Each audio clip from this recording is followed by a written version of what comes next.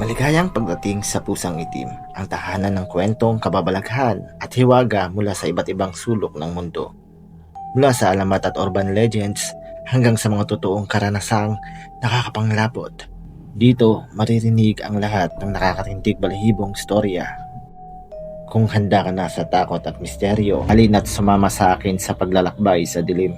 Huwag kalimutang mag-subscribe at sabay nating tuklasin ang mga sekreto ng gabi. Mainit at malinsangan ng panahon nang bumaba si Rafael mula sa lumang bus sa bayan ng San Miguel sa Iloilo. Sabay ng pagliparan ng mga alikabok ang amoy ng tuyong damo na dala ng hangin. Mula sa terminal, tanaw niya na agad ang malawak na bukirin na para bang kinintuan sa ilalim ng araw. May mga manok sa gilid ng kalsada at sa malayo, maririnig ang tilaok na sumasabay sa tunog ng tricycle na dumadaan. 15 taon na mula nang huli niyang tapakan ng lugar na ito. Mula nang pumanaw ang kanyang lola, nawalan na siya ng dahilan para bumalik pa rito. Hanggang sa iniwan na ng kanyang tiyuhin ang lumang bahay sa kanya.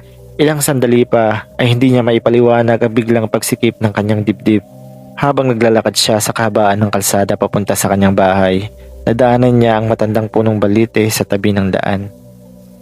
Noon pa man, ito na ang puno ng katatakutan sa kanilang baryo.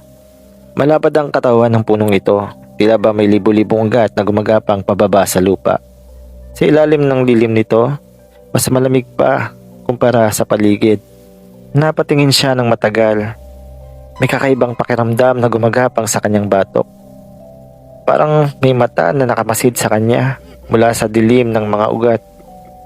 Pinakaramdaman niya ang paligid. Tahimik. Wala ni isang tao, pero ramdam niyang hindi siya nag-iisa. Pagdating niya sa lumang bahay, sinalubong siya ni Aling Rosa, isang kapitbahay na matagal nang nakatira roon. Tafa, aba, binata ka na.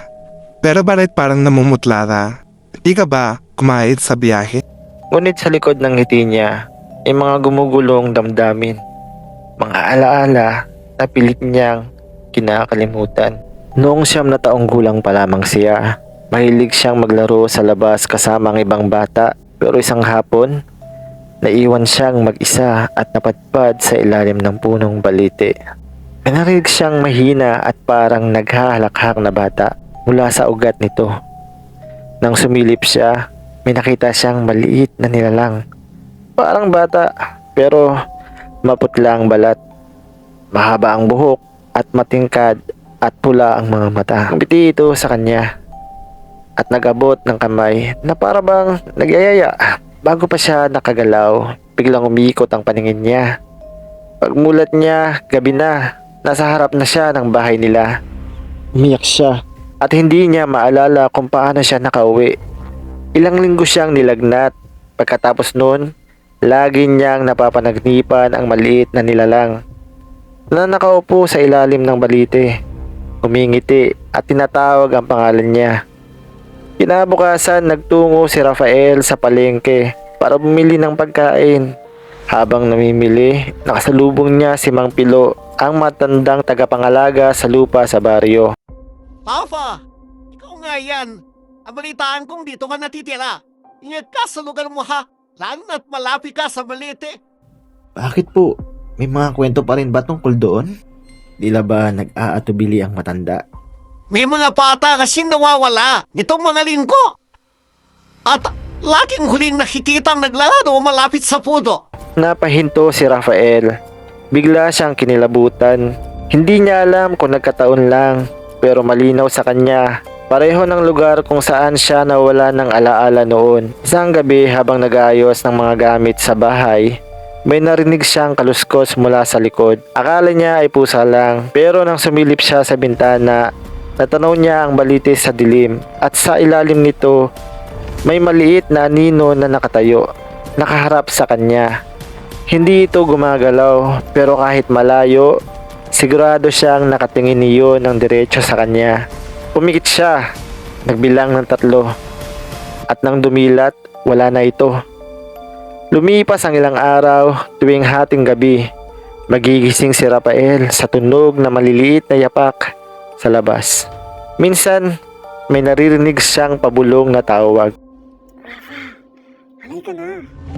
Noong una, tinitiis niya, pero isang gabi, para bang may puwersahang humihila sa kanya palabas.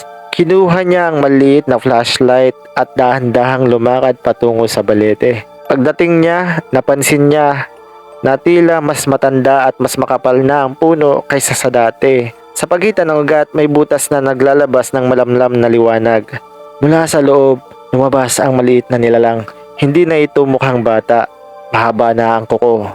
Mas pula ang mga mata at mas mabangis ang ngiti.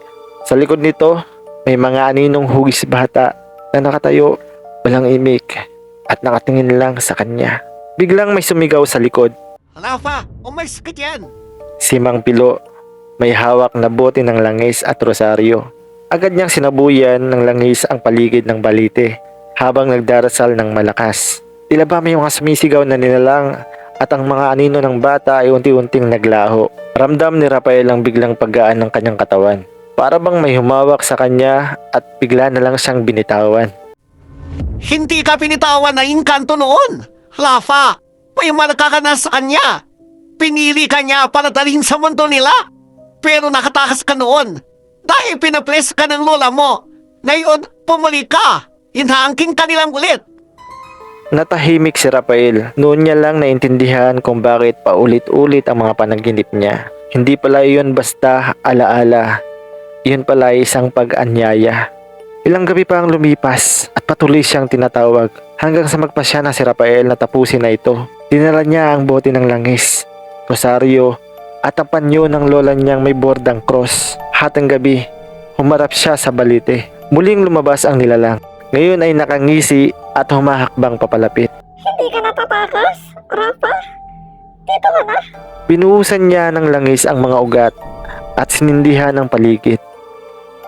Lumakas ang apoy at ang kasabay nito, isang malakas na hiyaw mula sa ilalim ng lupa. Ang mga anino ng bata ay naglaho sa liwanag at ang nilalang ay umatras, unti-unting natunaw sa dilim. Pagkatapos ng gabing iyon, naging tahimik ang baryo. Wala nang batang nawawala. Ngunit tuwing dadaan si Rafael sa tabi ng balite, ramdam pa rin niya ang malamig na simoy. Paalala na ang lamang lupa ay hindi kailanman nawala. Naghihintay lang sila sa tamang oras.